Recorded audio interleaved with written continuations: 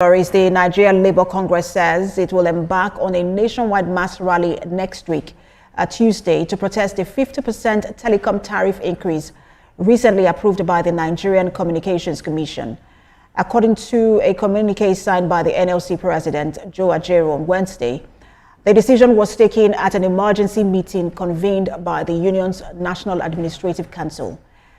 The NLC said the rally will serve as a warning on the dangers of imposing such an unfair increase on a struggling population earning a minimum wage of only 70,000 naira. The union also directed its affiliates and state councils to begin full mobilization in preparation for the nationwide protest, calling on willing civil society allies to also join the preparation. The Congress as well called on all Nigerian workers, the informal sector, and the general public to stand in solidarity against what it termed unjust policy.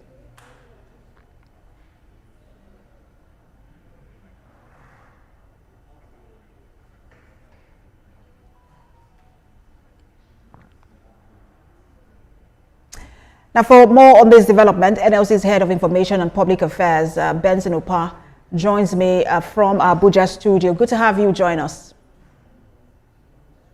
Good afternoon. All right, so the argument for the hike in the tariff is that it will aid the sustainability of the sector, which I know that you also have your members in that sector. So what's the challenge that the NLC has with the increase in tariff? This is a classical case of corporate greed and being aided by a toothless regulatory agency. What a shame. We are talking about a whopping 50% increase. Not 1%, not 2%, not 5%. Where will Nigerians get the resources to pay for this? They are being buffeted from left, right, front, back, center, and everywhere. Nigerians are dying in droves. You don't overtax dying people. You breathe life into them. You nurture them back to life. After that, you could tax them reasonably, moderately. But this is not the situation. We are coming from the background of 200% hike in energy tariff. We are coming from over 1,000% hike in petrol tariff. Everywhere, there is no respite. The next cut, if I where the next cut is coming from, we do not know. But I tell you this, these are corporate taxes yet. Personal taxes are coming in the tax reform bills. So how will Nigerians survive this buffeting, this assault? This is completely unacceptable to us at the Nigerian Labour Congress, and it's unacceptable to Nigerians. And this is coming in the heels of dropping services. This is coming on the heels of a drop in quality of services. Mr. Opa, if I may come in here, because if I understand you correctly, your challenge is not with the increase, is with the percentage increase, if I get that correctly. Sure. We are not opposed to an increase per se, but such an increase should be reasonable. 1%, 5%, okay, but 50%. And let me tell you this: the forces, the imperial forces, the World Bank and the IMF pushing this agenda, they cannot do this in Washington. There will be blood on the streets. They can't do this. We are talking about 50%, whopping 50%. You know what that means to the income of Nigerians?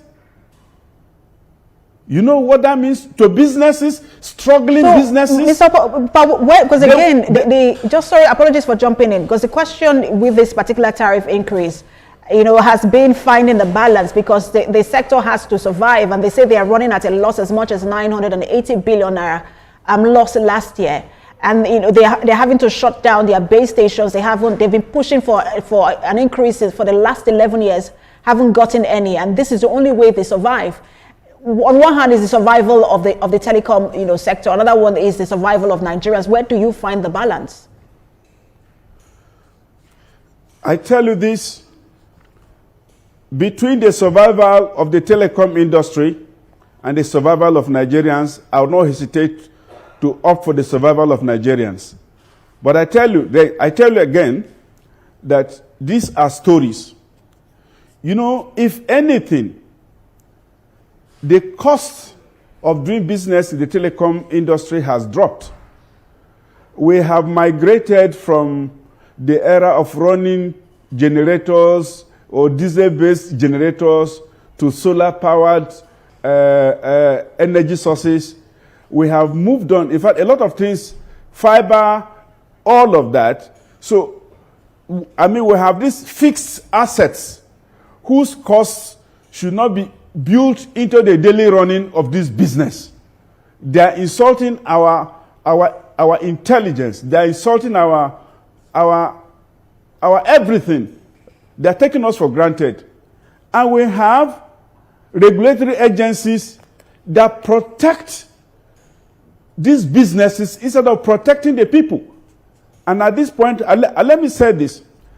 These regulatory agencies, by acting malevolently against the people of Nigeria, against the entity of Nigeria, run the risk of irrelevance, run the risk of the people of Nigeria calling for their proscription.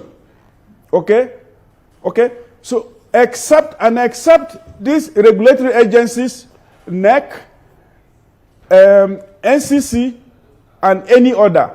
Wake up. Mr. Pa, if I may quickly come in, because perform their because of statutory time, function. Mr. Pa, I just want to quickly come in with my final question. Two things quickly. You've talked about picking the survival of Nigerians, but I know that survival is also hinged on communication, and so communication is what we are talking about here. And Nigerians need to talk to their family members for their businesses, and that's also their survival. On the other hand, you've talked about the NCC, which we know that the telecom sector were pushing for about 100% increase, and the NCC was able to push it down to 50%. Are you willing to dialogue in all of this with all the relevant stakeholders?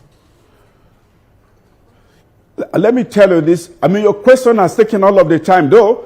I tell you that there were no consultations with critical stakeholders, and NCC should not come out and begin to play the hero here. They didn't do anything. They should be ashamed of accepting a 50% hike. Okay? This is not acceptable to Nigerians, and I'm telling you, on Tuesday, we are going to commence our rallies across the country, and that is the first step. We are going to do something else within the ambit of the law. We are going to mobilize Nigerians in all the sectors, across all the sectors. They are going to see something, perhaps something new, something creatively new in all of this. We are not going to be at the mercy of entities that want to take the soul of Nigeria. Okay? They have gained so much. What have they put back into this country? What is the investment profile like? Short-term, mid-term, long-term. What have they done? And what do they intend to do? Is it to take money out of this country? Is that all that they're here for? Mr. Benson Upah, we will continue to follow this development and speak to you just before Tuesday. Thank you so much for your time. Spokesperson for the NLC, Benson Upah.